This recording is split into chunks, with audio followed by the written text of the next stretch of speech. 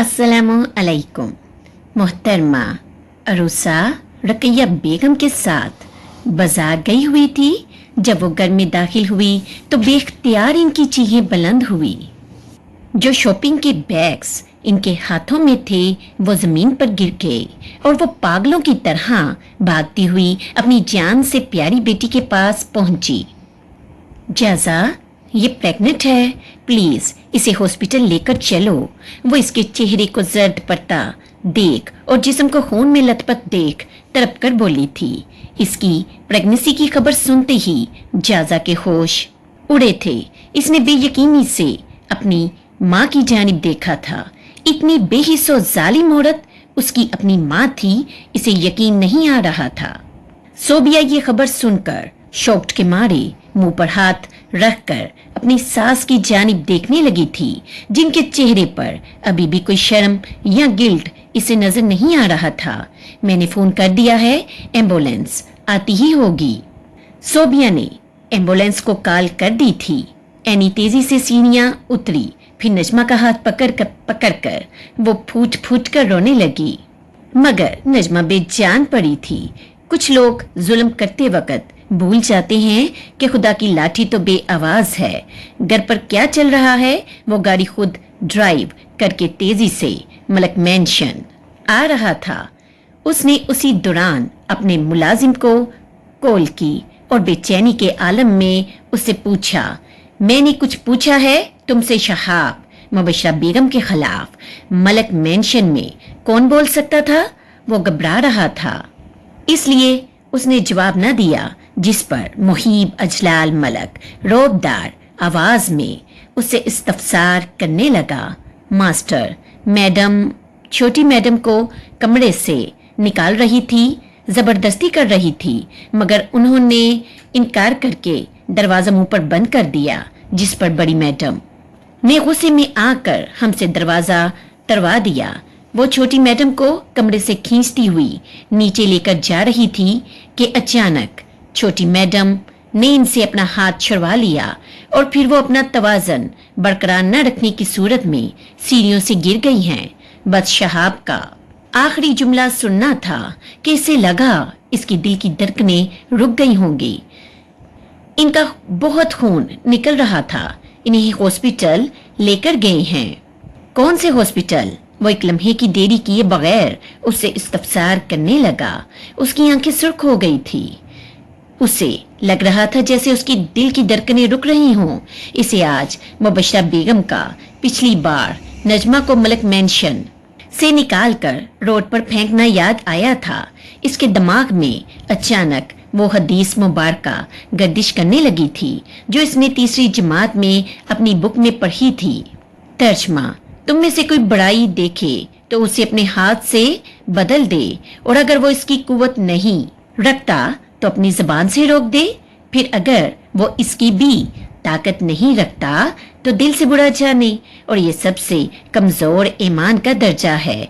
अगर उस दिन अपनी वालदा को रोक दिया होता उस जुल्म से तो आज ये दिन न देखना पड़ता। आज इसकी बीवी हॉस्पिटल में न होती। वो उस वक्त भी वाकिफ था कि इसकी माँ ने गलत किया था, जुल्म किया था उस यतीम लड़की के साथ, मगर फिर भी वो खामोश तमाशाई बना रहा था। काश शर्मिंदगी दूर करने के लिए डॉक्टर को भेजने की बजाय अपनी वालदा को नसीहत की होती तो आज इस हालत कर्ब से ना गुजर रहा होता। डॉक्टर, मेरी बेटी कैसी है अब? और इसका बच्चा, वो तो ठीक है ना? मोहतरमा अरूसा डॉक्टर ने के ऑपरेशन रूम से बाहर आते ही बेसब्री से डॉक्टर से इस्तफसार करने लगी थी। सॉरी, इनका मिसकैरेज हो गया है। ये जुमला सुनते ही सामने दीवार से टेक लगाए खड़ा शख्स बुरी तरह टूट गया था, और नजमा जाजा तेजी से डॉक्टर के पास आकर इस्तफसार करने लगा। इनकी हालत काफी नाजुक है, आप दुआ कीजिए, हम अपनी तरफ से पूरी कोशिश कर रहे हैं। डॉक्टर के पुरउम्मीद लहजे में कहने के बावजूद जाजा बुरी तरह दारा, कोशिश नहीं चाहिए मुझे, आपको इसे बचाना ही होगा। देखो जाजा, हम पूरी कोशिश कर रहे हैं, तुम प्लीज संभालो खुद को। वो फैमिली डॉक्टरनी थी, इसे इल्म था कि वो कितने पावरफुल लोगों का केस हैंडल कर रही है। इसकी पेशानी पर पसीना झलक रहा था। वो जाजा के कंधे पर हल्का सा थपथपाते हुए कहकर तेजी से वहां से चली गई। इसी लम्हे सोबिया ने मुहीब अजलाल मलक को बिना कुछ कहे वहां से जाता हुआ देखा। कोई इतना पत्थर दिल कैसे हो सकता है? सोबिया दिल चले अंदाज में मुहीब अजलाल मलक को जाता हुआ देख बोली। इसे शदीद गुस्सा आ रहा था उस शख्स पर जो जब से हॉस्पिटल आया था सर झुकाकर दीवार से टेक लगाए खड़ा था। इसने अपनी कार हॉस्पिटल की पार्किंग में ही छोड़ दी। वो बस चल रहा था, मंजिल की कुछ भी खबर नहीं थी। होती भी कैसे? अपनी औलाद का गम सीने में दबाकर वो खामोशी से जो निकल आया था। कितनी देर वो चलता रहा वो नहीं जानता, बस चल रहा था। सुनसी कैफियत में मुब्तला था। क्या कसूर था उस नन्ही जान का जो इसे लालच और पुरानी दुश्मनियों की भेंट चढ़ा दिया गया था? सितम तो ये था कि चढ़ाने वाली अपनी ही माँ थी। अपनी तकलीफें वो शेयर करने या जताने का आदी बिल्कुल भी नहीं था। वो खामोश मजाज था शुरू से ही। तबीयत में ये खामोशी छोटी उम्र में मिले हुए जख्मों के सबब थी। वो चलते चलते एक मस्जिद के सामने से गुजरने लगा। वहां नमाज इशा अदा होने को थी। नजमा इसे जबरदस्ती अपने साथ नमाजें अदा करवाती है। ये याद आते ही चेहरे पर हल्की सी रंजीदा मुस्कान बिखरी। न जाने दिल में क्या समाया। वो मस्जिद के दरवाजे पर अपने महंगे और ब्रांडेड जूते उतार कर अंदर दाखिल हो गया। एक नमाजी जल्दी जल्दी वजू कर रहा था। वो बहुत बेचैन दिखाई दे रहा था। मुहीब अजलाल मलक को शायद जमात खड़ी होने में कम वक्त रह गया था, इसलिए मुहीब भी इसके साथ वजू करने लगा। वो दोनों आगे पीछे ही जमात में शामिल हुए। नमाज से फारिग हुए तो दुआ मांगी गई। वो इसमें बिल्कुल खामोश बैठा रहा, जैसे वहां मौजूद ही ना हो। वो पत्थर का बूत मालूम हो रहा था, जिसके हाथ हवा में दवा मांगने की सूरत में बुलंद थे, मगर चेहरे पर तो कोई तासुर न था, न जबान में कोई हरकत थी। वो कहाँ था? किन लोगों के दरमियान था? इसकी जान को खतरा हो सकता था, मगर इसे कोई परवाह न थी। वो ऐसे ही कितनी देर बैठा रहा, यहाँ तक कि जिन नमाजियों को जाना था वो चले गए और जिन्हें बयान सुनना था वो आकर इसके इर्द गिर्द बैठना शुरू हो गए। थोड़ी देर ही गुजरी थी कि बयान शुरू हुआ। आज जिस मौजू पर मैं बयान करने जा रहा हूँ वो है जुल्म। बस मंबर पर बैठे मौलवी साहब का इतना ही कहना था कि इसकी झुकी नजरें उठी। मौलवी साहब ने बयान कुरान पाक की आयत मुबारका से शुरू किया। तर्जमा। और यूं ही हम जालिमों में एक दूसरे पर इनके अमाल के सबब मसल्लत कर देते हैं। और यूं ही हम जालिमों में एक दूसरे पर इनके अमाल के सबब मसल्लत कर देते हैं। हम जालिमों में एक को दूसरे पर मसल्लत करते हैं, यानी जिस तरह हमने जिन और इंसानों को रस्वा किया यहाँ तक कि उन्होंने एक दूसरे से फायदा उठाया, इस तरह हम जालिमों में से एक को दूसरे पर इनके अमाल की वजह से मसल्लत कर देते हैं और जालिम के जरिए पकड़ फरमाते हैं। इस आयत मुबारका में जुल्म करने वालों के लिए बड़ी नसीहत है। चुनाचे हजरत अबू अब्दुल्ला मोहम्मद बिन अहमद करतबी रहमतुल्लाह अलैहि फरमाते हैं, इस आयत में जुल्म करने वालों को तनबीहा की जा रही है कि अगर वो अपने जुल्म से बाज ना आए तो अल्लाह पाक इन पर दूसरा जालिम मसल्लत कर देगा जो इन्हें जलीलो ख्वार और तबाह बर्बाद कर देगा। इस आयत मुबारका में हर किस्म के जालिम दाखिल हैं। वो शख्स जो गुनाह करके अपनी जान पर जुल्म करता है, जो हाकिम या अफसर अपनी राया और मतख्त लोगों पर जुल्म करता है, जो ताजर जैली अशिया और मिलावट वाली चीजें फरोख्त करके खरीदारों पर जुल्म करता है, इसी तरह जो चोर और डाकू मुसाफिरों और शहरियों से लूट मार करके इन पर जुल्म करते हैं, ये सब जालिम की सफ में शामिल होते हैं। इन तमाम पर अल्लाह पाक कोई इनसे बड़ा जालिम मसल्लत कर देता है। اسے لگا جیسے اللہ پاک اس سے باتیں کر رہا ہے۔ حضرت علی کا فرمان ہے نا کہ جب میں چاہتا ہوں کہ اللہ پاک سے بات کروں تو میں نماز پڑھتا ہوں، اور جب میں چاہتا ہوں کہ وہ مجھ سے کلام کرے تو قرآن پاک کی تلاوت کرتا ہوں۔ قرآن پاک پڑھنا ایسا ہی ہے جیسے اللہ پاک سے بات کرنا، سننا وہ کیا چاہتا ہے اپنے بندے سے۔ اسے شدید محسوس ہوا کہ یہ بیان اس کے لیے قدرت کی جانب سے کیا جا رہا ہے، تاکہ وہ جان لے جو کچھ اس کے ساتھ ہوا، جس کرب سے وہ ابھی گزر رہا ہے، وہ سب اسی کا بویا ہوا ہے۔ انہوں نے پھر احادیث مبارکہ سنائی۔ ترجمہ: اے لوگو، اللہ عز و جل سے ڈرو۔ خدا کی قسم، جو مومن دوسرے مومن پر ظلم کرے گا تو قیامت کے دن اللہ پاک اس ظالم سے انتقام لے گا۔ خدا کا انتقام، ہائے ہائے، اللہ کی پناہ۔ وہ کہاں جائے جس سے دنیا اور آخرت کا مالک انتقام لے؟ کہاں منہ چھپائے؟ کہاں جا کر فریاد کرے؟ کسی اپنی مدد کے لیے پکارے؟ مولوی صاحب کا انداز بیاں شعلہ بار تھا۔ وہ جھنجھوڑ رہے تھے محیب اجلال ملک کے ضمیر کو، اس کی روح کو۔ حضرت انس رضی اللہ تعالیٰ عنہ سے روایت ہے کہ رسول پاک صلی اللہ علیہ وآلہ وسلم نے ارشاد فرمایا، ترجمہ: جس نے کسی ظالم کی اس کے ظلم پر مدد کی، وہ قیامت کے دن اس حال میں آئے گا کہ اس کی پیشانی پر لکھا ہوگا، یہ اللہ عز و جل کی رحمت سے مایوس ہے۔ ہائے، جس سے خدا کی رحمت منہ پھیر لے، اس کے لیے تو سوائے دو جہان میں ہلاکت کی کچھ نہیں۔ کبھی کبھار لگتا ہے اللہ پاک ہم سے باتیں کر رہا ہے، ہمارے لیے بلائی کے ذریعہ پیدا کر رہا ہے، اور ہمیں بار بار بتا رہا ہے کہ پیچھے ہٹ جاؤ، ابھی بھی وقت ہے، پیچھے ہٹ جاؤ۔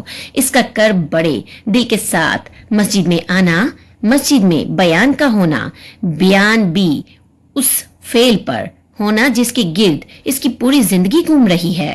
یہ خدا، یہ اللہ پاک کی جانب سے رحمت نہ تھی تو پھر کیا تھا؟ وہ خوش نصیب تھا جسے وقت رہتے ہوئے سمجھایا جا رہا تھا کہ ابھی بھی وقت ہے، پلٹ آؤ، دیر نہیں ہوئی، پلٹ آؤ۔ تو باقی دروازہ بھی بند نہیں ہوا، پلٹ آؤ۔ حضرت علی رضی اللہ تعالیٰ عنہ سے روایت ہے، سرور کائنات صلی اللہ علیہ وآلہ وسلم نے ارشاد فرمایا، ترجمہ: مظلوم کی بددعا سے بچو، کیونکہ وہ اللہ پاک سے اپنا حق مانگتا ہے، اور اللہ پاک کسی حقدار کو اس کے حق سے منع نہیں کرتا۔ بس اس حدیث مبارکہ کا سننا تھا کہ اسے نجمہ کی آخری بار دی جانے والی بد دعا یاد آئی۔ تم بہت بے حس ہو محیب اجلال ملک، دیکھنا تمہیں میری اور میرے بچے کی بد دعا لگ جائے گی۔ آئے گا ایسا وقت جب تم میری طرح سکون کے لیے تڑپو گے اور وہ تمہیں میسر نہیں آئے گا۔ وہ رو دیا، ہاں مجیب محیب اجلال ملک رو دیا، وہ پتھر کا بت رو دیا، وہ ایسے رو رہا تھا جیسے جان نکل رہی ہو اس کی۔ پھر وہ وہاں نہ رک سکا، اپنے بکھرتے وجود کو سنبھال کر آنکھوں سے آنسو بے دردی سے پوچھتے ہوئے محیب اجلال ملک مسجد سے نکلا۔ اس نے جوتے تک نہ پہنے۔ وہ روبدار شخصیت جب کمرے میں داخل ہوئی تو مبشرہ بیگم کو نہ چاہتے ہوئے بھی نجمہ کی حالت دریافت کرنی پڑی۔ اب کیسی ہے نجمہ؟ وہ فکر مند ہونے کی اداکاری کرتے ہوئے بیڈ سے اٹھ کر بیٹھتے ہوئے بولی، آپ جانتی تھی نا وہ پریگننٹ ہے۔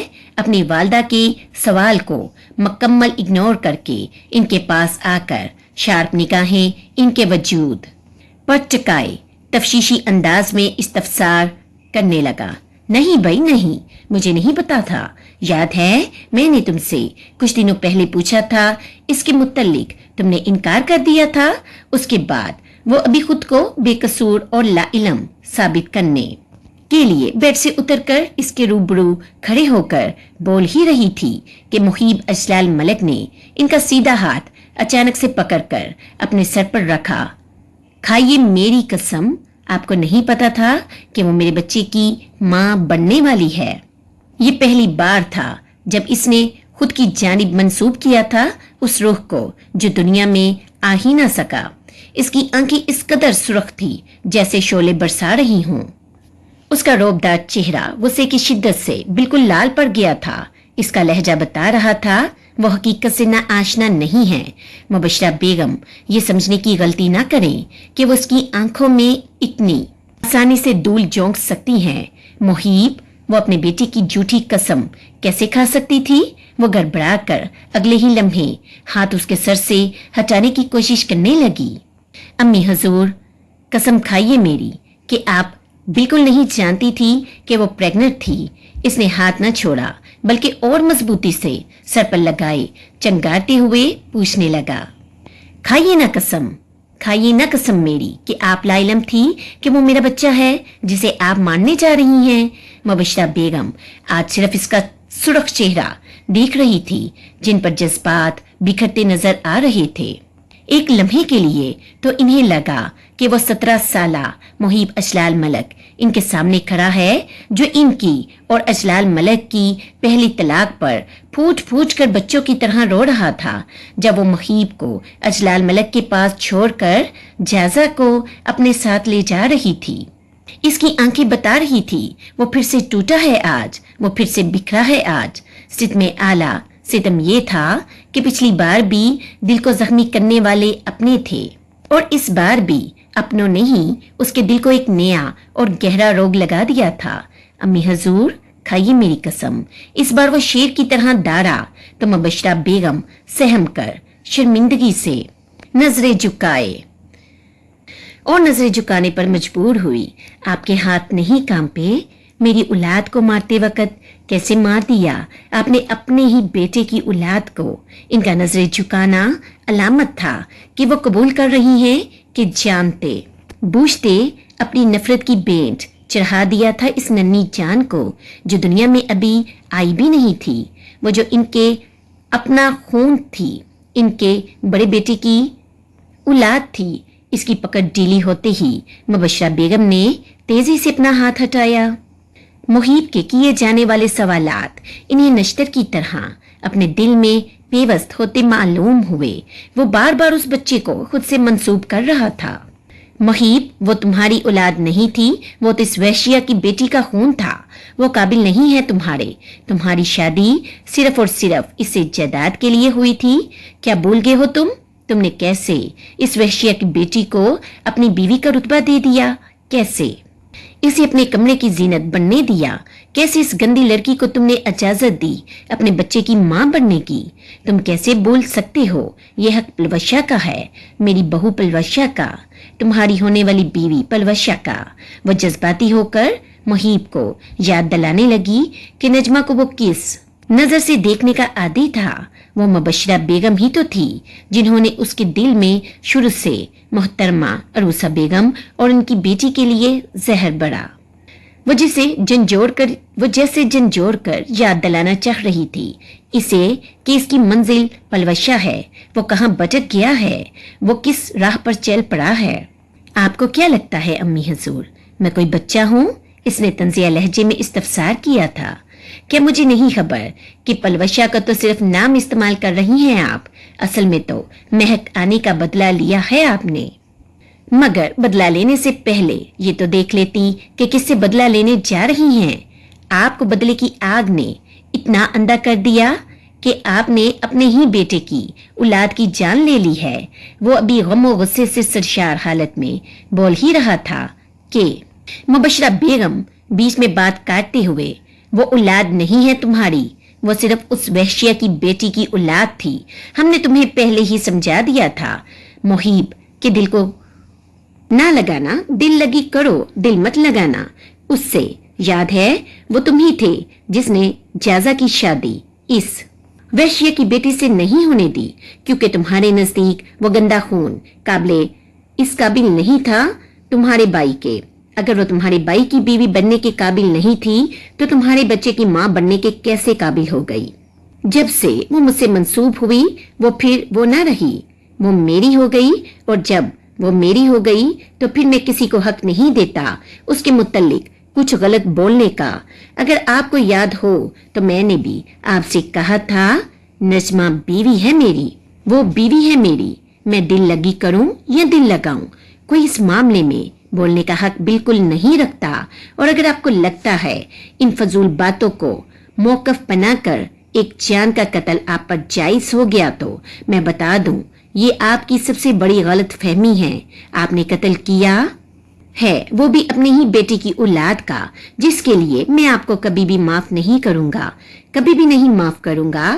اس نے جس انداز سے نجمہ کو اپنی جانب منسوب کیا تھا، یہ کافی تھا مبشرہ بیگم کو بتانے کے لیے کہ کیا معنی اور کیا مقام رکھتی ہے وہ لڑکی۔ محب اشلال ملک کی زندگی میں وہ اسے وحشیہ کی بیٹی نہیں مانتا، اب وہ اسے گندی نہیں مانتا، اب وہ صرف اور صرف اسے اپنی مانتا ہے۔ وہ غم و غصے رنج کے عالم میں مبشرہ بیگم کو حقیقت سے روبرو کروا کر وہاں سے لمبے لمبے قدم بڑھتا باہر چلا، مگر دروازے پر پہنچ کر بغیر پیچھے مڑے علانیہ اپنے روبدار انداز میں کہا، دعا کیجیے گا میری بیوی کو، کچھ نہ ہو، کچھ بھی نہ ہو، ورنہ جان لیجیے گا آپ کا بیٹا بھی نہ رہا۔ مبشرہ بیگم کو تو جیسے 440 واٹ کا جھٹکا لگا تھا محیب کو اس لڑکی کی خاطر خود سے لڑتا دیکھ۔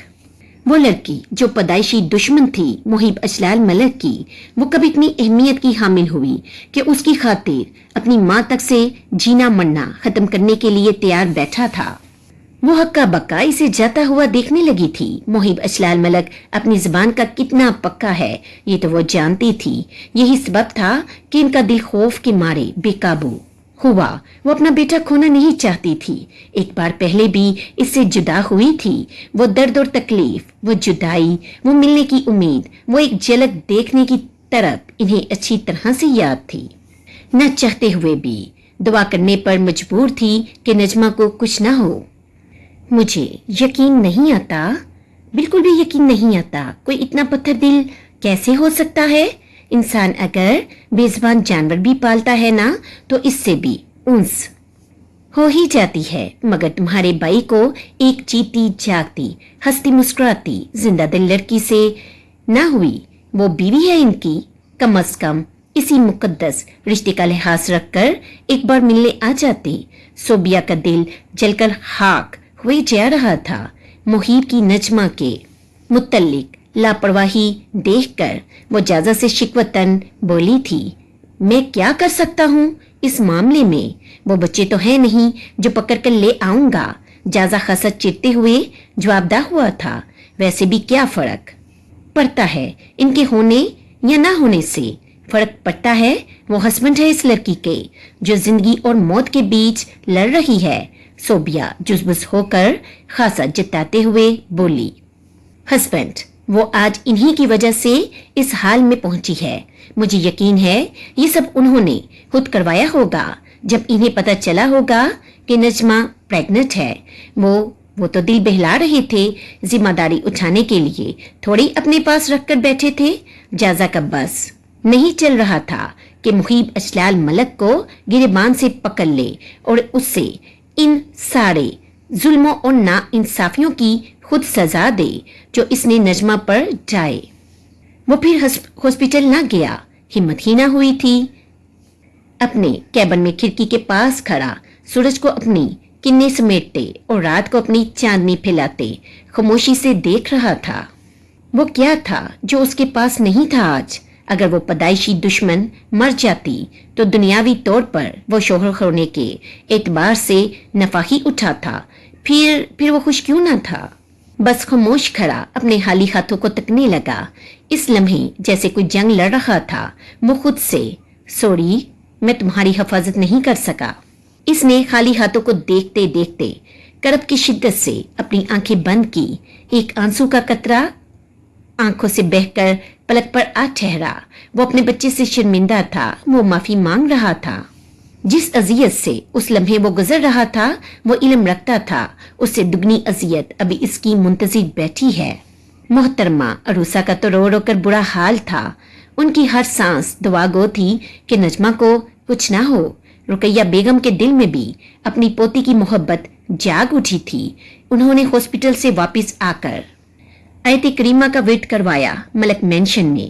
دوسری جانب صوبیہ اور اینی اس لڑکی کے غم میں نڈال ہو چکے تھے۔ جازہ کی حالت ایسی تھی جیسے जान सूली पर लटकी हो कि अब निकली कि तब निकली। मुबारक हो, वो अब खतरे से बाहर हैं। ये खुशी की खबर मिलते ही सबके चेहरे खिल उठे थे। डॉक्टर की इतला देते ही सोबिया और अरूसा बेगम गले लगकर अपनी खुशी का इजहार करने लगे थे। क्या मैं उससे मिल सकता हूँ? जाजा ने बेसब्रा होकर डॉक्टर से इस्तफसार किया। मिल सकते हैं, मगर अभी वो दवाइयों के जेरे असर हैं। ठीक है, बस इसे देख लेना चाहता हूँ, सुकून आ जाएगा मुझे। मैं इसे डिस्टर्ब बिल्कुल नहीं करूँगा, जाजा ने लचकदार अंदाज में कहा। तो डॉक्टर ने असबात में सर हिलाकर मिलने की इजाजत दी। मास्टर, मैडम नजमा अब खतरे से बाहर हैं। एनी ने सबसे पहले ये इतला मुहीब को कॉल करके दी। वो अपने कैबिन में चेयर पर बैठा हुआ था जब इसे यह खबर मिली। आंखें अज खुद पुरस्कून अंदाज में बंद हुई, जैसे रूह को करार आया हो। इसने बगैर कोई जवाब दिए काल मुनकिता कर दी। जब वो होश में आई तो अपने ऊपर गुजरी कयामत याद कर फूट फूट कर रोने लगी। इसका हाथ अपने पेट के मुकाम पर था। पूरा जिस्म दवाइयों के असर के सबब सुन था। कोई तकलीफ तो महसूस नहीं हो रही थी, मगर ये दवाइयां दिल पर लगे जख्मों को सुन नहीं कर पा रही थी, जिनकी तकलीफ से वो नरम बेड पर होने के बावजूद खुद को किसी अजाब में महसूस कर रही थी। मोम अरूसा बेगम इसके सामने सोफे पर सो रही थी जब इनके कानों की समात से रोने की आवाजें टकराई। वो तेजी से उठकर नजमा के बेड की जानिब आई, अपनी जान से प्यारी बेटी को सीने से लगा लिया। मैंने कहा था ना, इस मामले में दिल पक्का रखना। अरूसा बेगम खून के घूंट पीते हुए कहने लगी, चुप हो जाओ मेरी जान, इस तरह तो तबीयत मजीद बिगड़ जाएगी तुम्हारी। वो इसकी कमर को सहलाते हुए इसे चुप करवाने की कोशिश कर रही थी।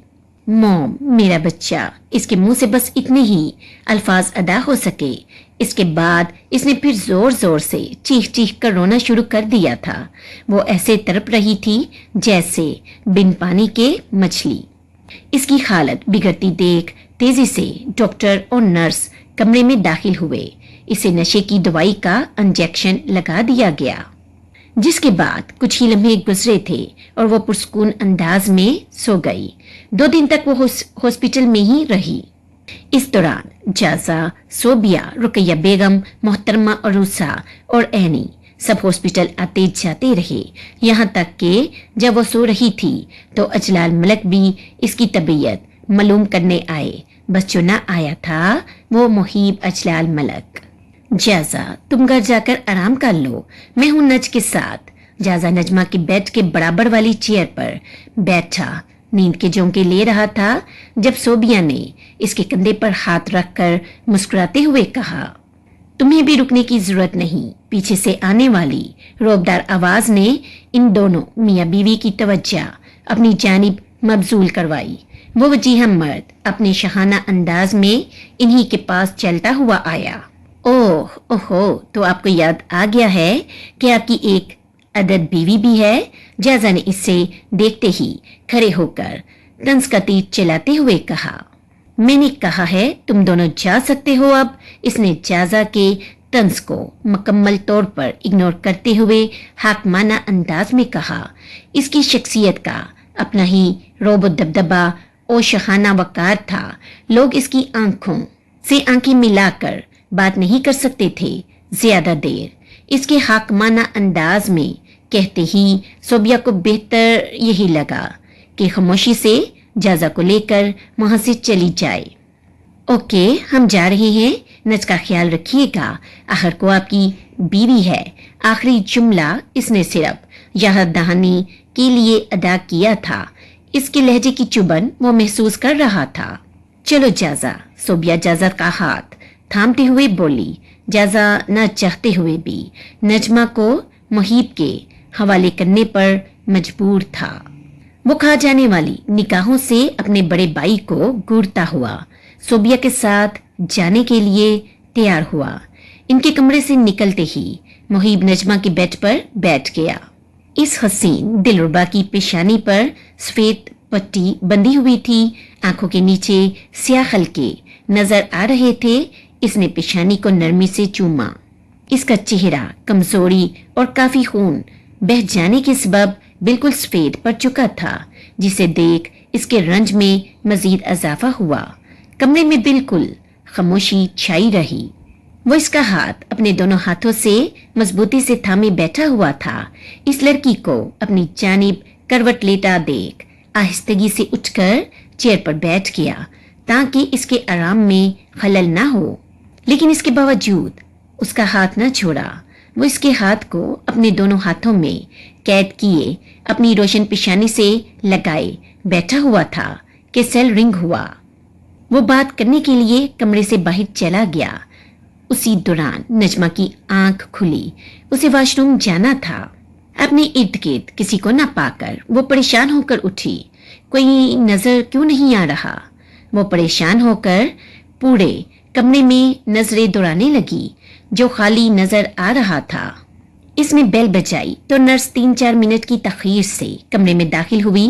मुझे वॉशरूम जाना है, प्लीज मेरी ड्रिप हटा दीजिए और वॉशरूम तक जाने में मेरी मदद करवा दीजिए, नजमा ने गुजारिश वाले अंदाज में नर्स से कहा, जिस पर वो मुस्कुराते हुए तेजी से ड्रिप हटाने लगी। आपके फैमिली मेंबर्स कहाँ गए?